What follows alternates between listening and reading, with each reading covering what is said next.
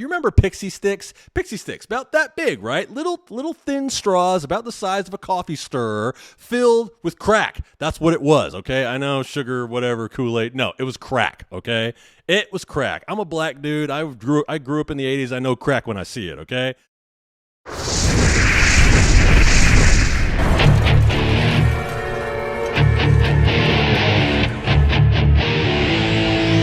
Lately, I haven't been in school. I'm starting up again in the fall, and I've just been doing some serious parenting. I have a 7 and an 8-year-old, and this summer they're going to turn 8 and 9. And I've really been trying to do a whole lot of activities with them, really trying to stay on top of their schooling, make sure they get to their doctor's appointments. My wife works from home, so fortunately I'm in a position where I can do a lot of this stuff, and I don't have to, nobody has to take time off work or time out of school for me, so it's a really good situation. So I'm really trying to capitalize on that. And one of the things that I've been really trying to do is I've really been trying to get my middle son, Ty, who, as some of you might know, is autistic. We're trying to get him out of the house more because, just in an effort to tear up somebody else's shit, if nothing else, go out, tear up somebody else's stuff for a while, because kids don't play outside much anymore. And if you have a child who's as autistic as my son is, he's pretty up there on the spectrum, it's really hard to just say, hey, here's an open field. Go play, dig a hole, climb a tree, do some of that shit. You just can't do that. Well, we can anyway. So, so one of the things that I've been doing is I've been taking him to an indoor play place. Seemed like it would make sense, and my younger son is going to enjoy that. He's a little more neurotypical than Ty is, so we've been taking him to this indoor play place for about a year now. I found it pretty quickly after we moved here when we were looking for activities for the kids. So we go to this indoor play place. You guys might be familiar with it. It's a little new to me. I'm a 90s kid, so it was all about playing outside, rollerblading, bike riding, mountain biking, just, skateboarding if that's your thing, So these indoor play spots are a little new to me. But, you catch on pretty quick. So we get down there and it's trampolines and it's little slides and stuff. It's perfect for these kids, It's perfect for my son because he really enjoyed the trampoline that we had when we were on base housing. Now, unfortunately, we're a little strapped for room on the outside of our house, so the trampoline wasn't really an option for us, but this is a good alternative. Once a week, we take them. Kids these days have it really easy in school, I'm learning, man, because these kids have a minimum day every Wednesday. I don't know about you guys, man, but I do not remember that many minimum days. I mean, come on, man. If there's 20 or so weeks in a school year, you get 20 minimum days, and then you got holidays, and then it just seems like these kids are always out of school for some dumbass reason, but whatever, I digress. So we're taking them to this indoor play place, and it's fun, it took Ty a little getting used to, but, he's definitely got it to where, he's not like, running over kids or bumping into parents. He's definitely found his niche. And we're super proud of him for that. It was definitely an adjustment, but he's made the most of it. Now, here's my problem. Here is my overall critique of this place. Now, first of all, if any of you guys from the Playhouse are watching, I want you guys to know that I appreciate what you guys do.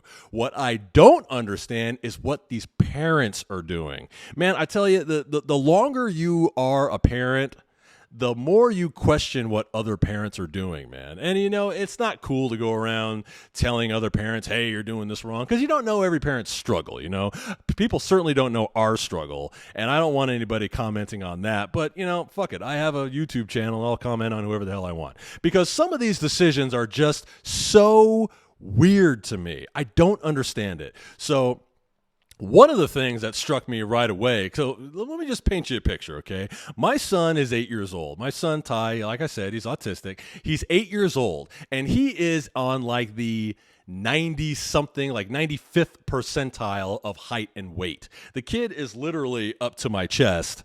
He's about as tall as his mom, and he weighs about 80 pounds. The kid is huge, okay? I mean, genetics, you know what I'm saying? What can I tell you? But anyway, that's beside the point. But listen, so he's a big kid, he's a big kid, and he doesn't really have, the wherewithal to understand that you shouldn't stomp on people or jump on people. In his mind, he says, hey, we're all jumping and playing and having a good time, so if I jump on somebody, it's not a big deal, right?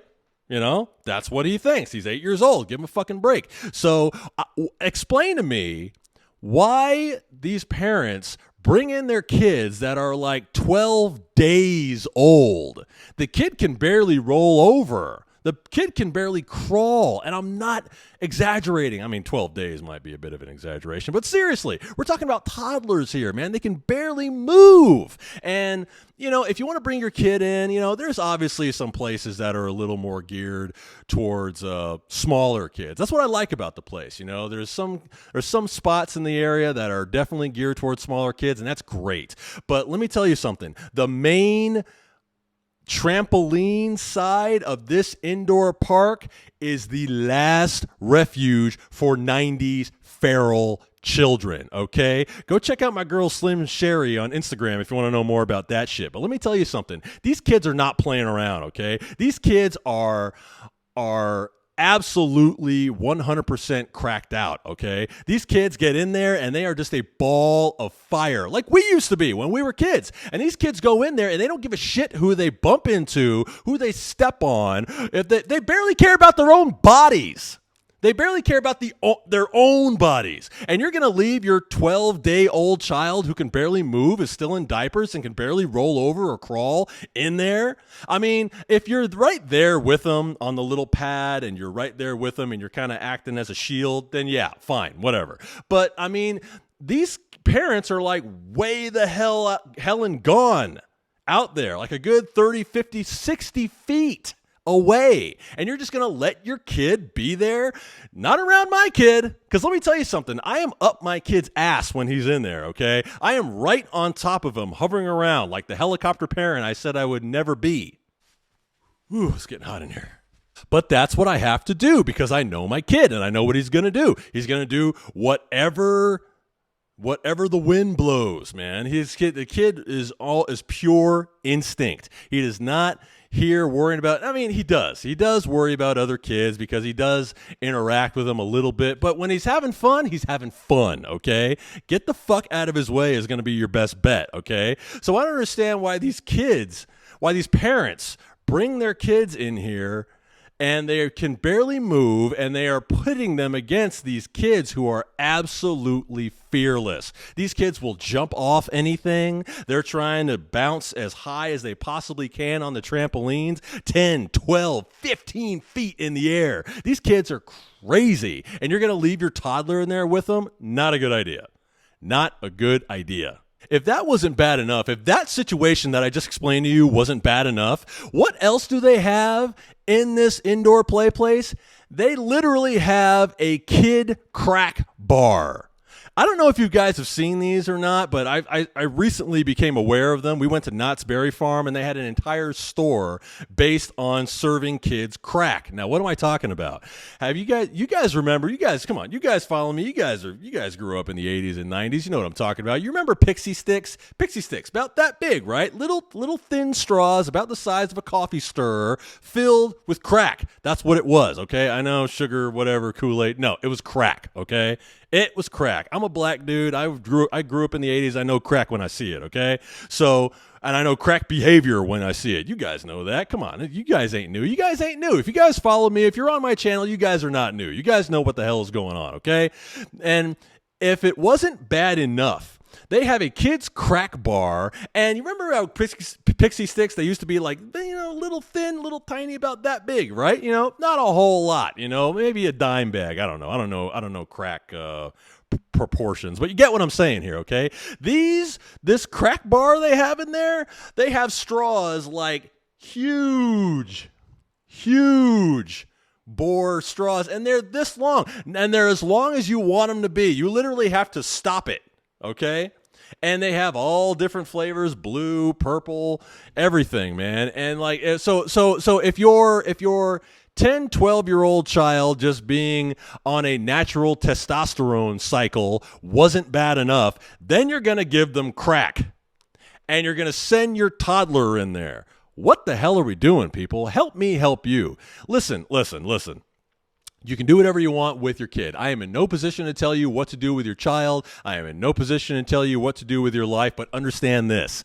If you see a little 8-year-old autistic kid who kind of looks like me coming towards your child in an indoor bounce house, maybe it's time to get off your ass and go and do some hardcore parenting like the rest of us have to do, okay? I'm sorry if you just want to be able to send your kid in there and just kind of sit and relax and see what happens.